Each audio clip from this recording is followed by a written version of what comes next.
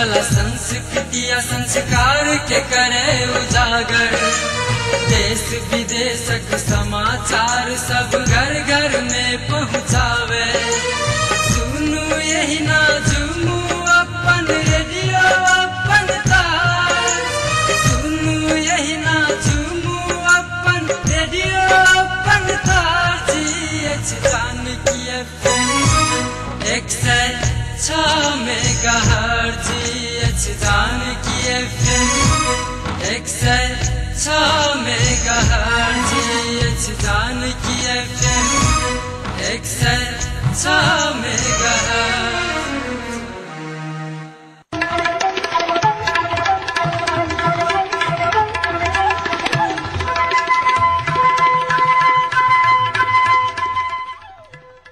नमस्कार, Janaki FM 106 megahertz Janaki समाचार में अपने के स्वागत है। शिरादन से सुनल जाओ समाचार।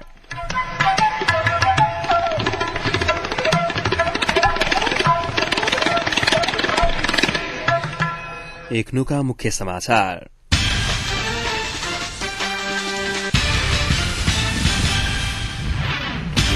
नेपाली कांग्रेस कार्यकर्ता प्रशिक्षण कार्यकला शुरू। अनियमितता नुकावत सूचना नहीं रहल दरहल जनकपुर में आए कार्यक्रम में वक्ता सभा जोड़। नोबल गैस लोड कहने एक ट्रक दुर्घटनाग्रस्त, चालक गंभीर घायल। पत्रकार महासंघ महोत्तरी द्वारा प्रधानमंत्री के कार्यक्रम बहिष्कार। हिमालय युवा क्लब नकटाजीज के 22वां साधारण सभा सम्पन्न। और लोकतंत्र रक्षा के लिए निर्वाचन अनिवार्य रहा, राष्ट्रपति के कहा।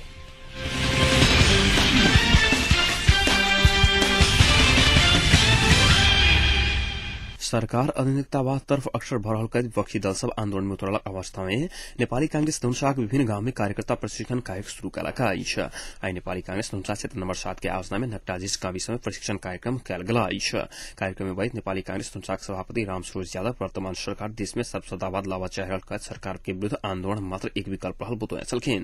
आंदोलन के गांव गांव से कार्यकर्ता सभा के सक्रिय सहभागिता रहल जरूरी रहल यादव बतौने छलखिन। माओवादी सत्ता कब्जा के रणनीति के संग आगू बढ़ल सत्ता कब्जा करके माओवादी के रणनीति के परास्त करबाक लिए लोकतंत्रवादी सभा के बीच के एकता पर वो जोर देने छलखिन। प्रशिक्षण कार्यक्रम के तरुण दल धनुषाक अध्यक्ष प्रफुल्ल राज शिमरे नेपाली कांग्रेस सदैव लोकतंत्र लड़ाई लड़ित आयल कहत लोकतंत्र विरुद्ध में कोनो समझौता स्वीकार नहीं हेतु उल्लेख किया छलखिन। क्षेत्र नंबर 7 के सभापति राम नरेश महतो एकनुका प्रशिक्षण कांग्रेस के वैचारिक रूप में सशक्त बनौते विश्वास व्यक्त किया छलखिन। क्षेत्र नंबर 7 के विभिन्न 17 गाविसों में प्रशिक्षण कार्यक्रम संचालन करबाक लक्ष्य रहल जानकारी देने छलखिन। कार्यक्रम में तरुण दल धनुषाक उपाध्यक्ष विदेश्वर महतो, नेपाली कांग्रेसक नेता मोहन माथेमा सहित के सहभागिता रहल छलैन।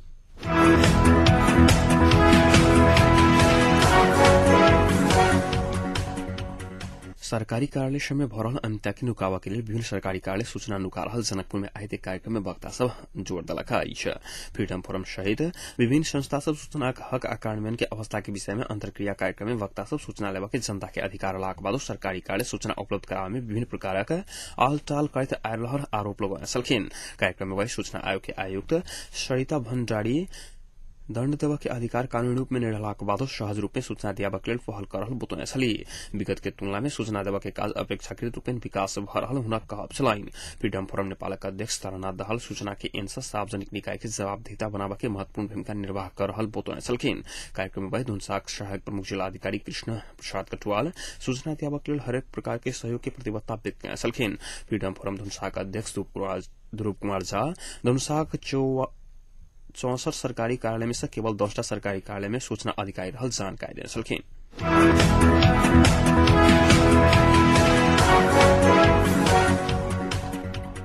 नोबल गैस की एक ट्रक जनकपुर ढलकेबर सड़क खंड अंतर्गत मुजलिया के नजदीक दुर्घटनाग्रस्त भेल अछि। गैस लखत जनकपुर तरफ आबि रहल न 1X1617 नंबर के ट्रक मुजलिया से उत्तर में दुर्घटना भेला से ट्रक के चालक घायल भेल अछि। चालक किला जनकपुर अंचल अस्पताल में फरहल बुसवा में आयल। पुलिसक अनुसार ट्रक के पति टूटला के कारण दुर्घटना भेल छल।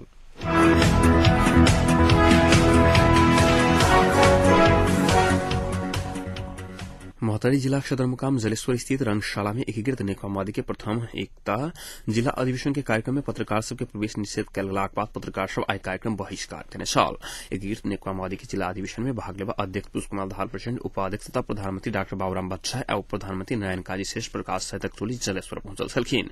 उद्घाटन स्थल में दंडहीनता के अंत्य कर पत्रकार हत्यारा के कार्रवाई सहित के पंपलेट साथी में साइट का प्रवेश कर खोजला पर कार्यक्रम के मूल द्वार में निषेध कयल गेल छल। वह क्रम में पत्रकार आ सुरक्षाकर्मी बीच 15 मिनट धरि विवाद समेत भेल छल। सुरक्षा निकाय से पंपलेट हटाका आदेश देल प्रवेश पर आदेश दिल बतौत पंपलेट हटाका मात्र चाय दवा के आड़ान रखलाक बाद पत्रकार सब कार्यक्रम बहिष्कार केने छल। कार्यक्रम स्थल में प्रवेश कर नेपाला पर पत्रकार सब किछु देर धरि मेन गेट पर नाराबाजी करैत किछु देर कार्यक्रम स्थल बाहर प्रदर्शन केने छल। नेपाल पत्रकार महासंघक सचिव नागेन्द्र कुमार कर्ण के नेतृत्व में कार्यक्रम स्थल में प्रवेश कर नेपाला बाद पत्रकार सब प्रधानमंत्री भट्टराई एकीकृत नेकपा माओवादी के अध्यक्ष पुष्पकुमार दाहाल प्रचण्ड विरूद्ध नाराबाजी केने छल।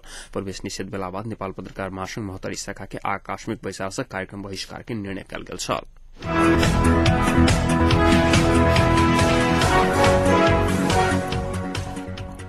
सामाजिक सांस्कृतिक क्षेत्रक विभिन्न कार्य में सक्रिय हिमाली युवा क्लब नट्टाजीज 22 साधारण सभा विविध कार्यक्रम का मनौलाका क्लब के अध्यक्ष अरुण कुमार महतो के सभापति तथा पूर्व स्थानीय विकास राज्य मंत्री शत्रुघ्न महतो के प्रमुख अतिथ्य में साधारण सभा सम्पन्न भेला। उक्त अवसर पर क्लब रक्तदान कार्यक्रम, चेतनामूलक नाटक, खेल प्रतियोगिता आ गांव टोल सरसफाई लगायत कार्यक्रम के आयोजन कयने छल। तहिना साधारण सभा के अवसर पर विभिन्न खेल में विजयी भेल खेलाड़ी के पुरस्कार सहित सम्मान कयल गेल छल। एम्हर क्लब द्वारा आयोजना कयल गेल रक्तदान कार्यक्रम में क्लबक पदाधिकारी सहित विभिन्न क्षेत्रक व्यक्ति सब रक्तदान समेत केने छल।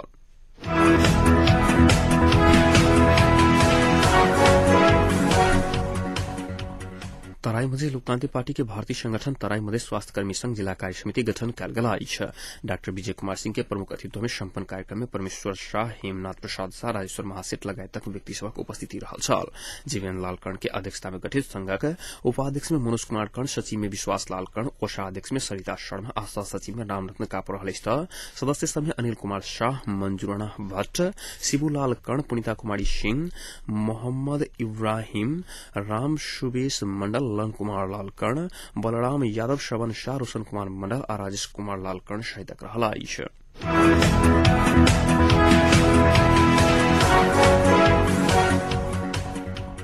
धनसाक ढल के बर में आई एकीकृत नेकपा माओवादी के गांव जमघट सम्पन्न भेला।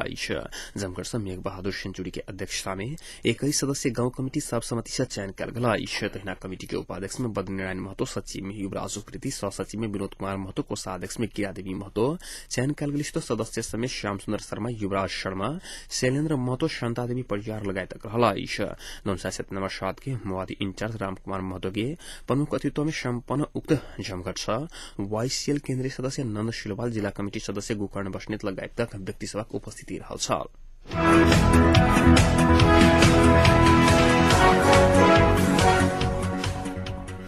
राष्ट्रपति डाक्टर राममोहन यादव दल सब के कारण देश गंभीर दुर्घटना में फंसा लागल का चिंता व्यक्त कयने छलखिन।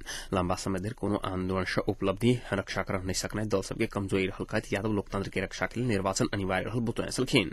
नेपाल बार एसोसिएशन आ एशिया केने कार्यशाला गोष्ठी में राष्ट्रपति यादव संविधान निर्माण नहीं भ रहल संविधान सभा विघटन भेनाई दुर्भाग्यपूर्ण रहल टिप्पणी कयने छलखिन।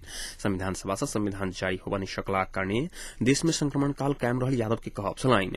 कार्यक्रम में प्रधान न्यायाधीश खिलराज रेग्मी स्वतंत्र नगरपालिका के लिए संग समझौता होबा नहीं सकत बतौने छलखिन। वो कानूनी शासन स्थापित भेल त मात्र लोकतंत्र के रक्षा हाथ बतौने छलखिन। एशिया प्रशांत क्षेत्रक बार एसोसिएशन के साझा संगठन आ एशिया आ नेपाल बार एसोसिएशन के संयुक्त रूप में आयोजना के अंतर्राष्ट्रीय कार्यशाला गोष्ठी कार्यधर चलत। गोष्ठी में नेपालक कानूनी जटिलता विषय के सेहो विमर्श हैत।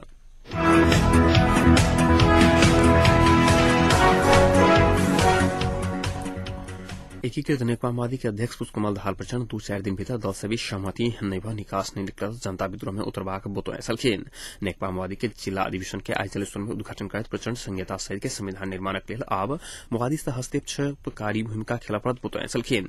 मधेशवादी पार्टी के जननी समेत माओवादी रहल तर्क दैत वो आब संहिता सहित के संविधान निर्माण के लिए मधेश उठवाला आंदोलन के अगुवाई समेत माओवादी करत बतौने छलखिन। कार्यक्रम में माओवादी के उपाध्यक्ष समेत रहल प्रधानमंत्री डाक्टर बाबूराम भट्टराई एखन सरकार आ माओवादी विरुद्ध पत्रकार के गलत ढंग से प्रयोग कयल जा के प्रयत्न भ रहल बतौने छलखिन। प्रधानमंत्री भट्टराई पत्रकार आ प्रेस के हित में सरकार से 2-3 दिन भीतर में एकीकृत पैकेज लावा के बतौने छलखिन।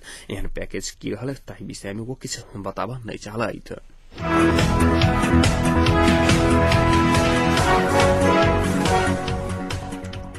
नेकपा एमाले के वरिष्ठ नेता माधव कुमार नेपाल बाबुराम भट्टराई सरकार करने समस्या के निकास आवन नहीं सकल बुतोया सलखिन।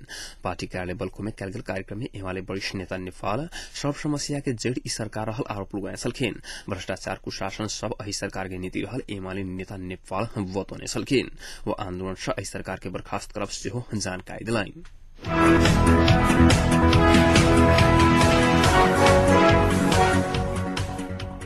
नेपाली कांग्रेस केन्द्रीय सदस्य अर्जुन नरसिंह केसी आंदोलन के माध्यम से वर्तमान सरकार के हटाका छोरा बुतोया सलखिन। आई चितवन के भरतपुर विमानस्थल में पत्रकार सबसंग बातचीत कर वर्तमान सरकार के संघर्ष हटावा के दावी किया सलखिन। देश में दंडहीनता बढ़ल आ बढ़ावे में वर्तमान सरकार जिम्मेवार रहल बतवित और राजनीतिक निकास के लिए सेहो सरकार घुटना टेकाका छोरा बुतोया सलखिन। अही सरकार के सम्मति सरकार के स्वरूप दिलाक बादो कांग्रेस बाबुराम भट्टराई नेतृत्व के सरकार में कोनो हालत में सहभागी निहत नेता किसी के कहब चलाइन। एही बीच नेपाली कांग्रेस के उपसभापति रामचंद्र पौडेल सत्ता के नेतृत्व पोला पर कांग्रेस आवावाला में कहुना का चुनाव कराकर छोड़त दावी किया सलखिन। आई पोखरा पहुंचल उपसभापति पौडेल पत्रकार सबसे बातचीत कर कांग्रेस जेठ 15 दिन में चुनाव कराकर दिखावा के दावी किया सलखिन। आई केवल माओवादी विगत में भेल समझौता अनुसार कांग्रेस के सत्ता छोड़ा परत हुनक कहब चलाइन।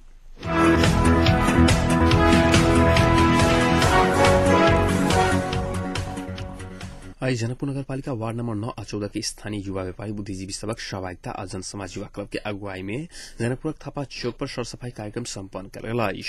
क्लबक उपाध्यक्ष रामबोध पूर्वे के अध्यक्षता एवं युवा नेता सुरेश कोइराला के विशेष उपस्थिति में उक्त कार्यक्रम सम्पन्न कर गेल विद्यार्थी नेता राजाराम शाह जानकारी दिन सलखिन। तहिना सरसफाई कार्यक्रम में दोसर उपाध्यक्ष कृष्ण शाह, सचिव श्याम सुंदर शाह, सहसचिव रमेश शाह, कोषाध्यक्ष श्याम शाह, सदस्य समय राजेश शर्मा, सूरज शाह, अस्मिता लाम गोदे लगायत ओही ठमक स्थानीय आमो जिला प्रहरी चौकी के सहभागिता रहल शाह जानकारी देने सलखिन।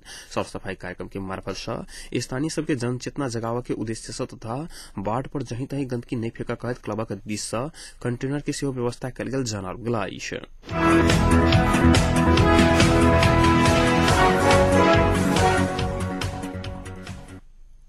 सरकार विरुद्ध आंदोलन में रहल कांग्रेस एमाले लगायत विपक्षी दल कार्यकर्ता सब एकीकृत नेकपा माओवादी के अध्यक्ष पुष्प कमल दाहाल प्रचंड और प्रधानमंत्री डॉक्टर बाबुराम भट्टराई के भक्तपुर प्रवेश पर रोक लगावा के प्रश्न करेलकाइछ।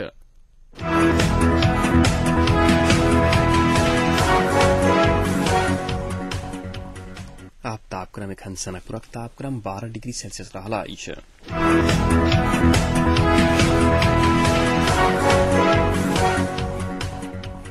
प्रमुख समाचार अंत में पुनः एक बेर फेर सा।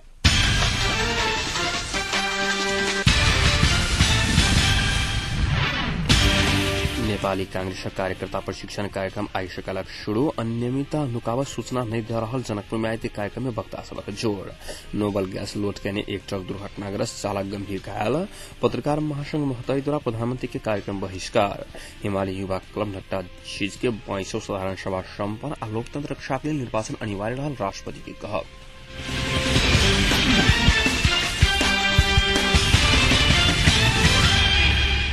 अहिक संग आज जानकी समाचार एतै सम्पन्न होते समाचार कक्षक संपूर्ण सहकर्मी के संग हम राशन आज्ञा चाहब। समाचार दूसरा बुलेटिन के संग कैल बहुत उपस्थित रह करब ताकि के लिए सुनते जान के FM 106 मेगाहर्ट्ज।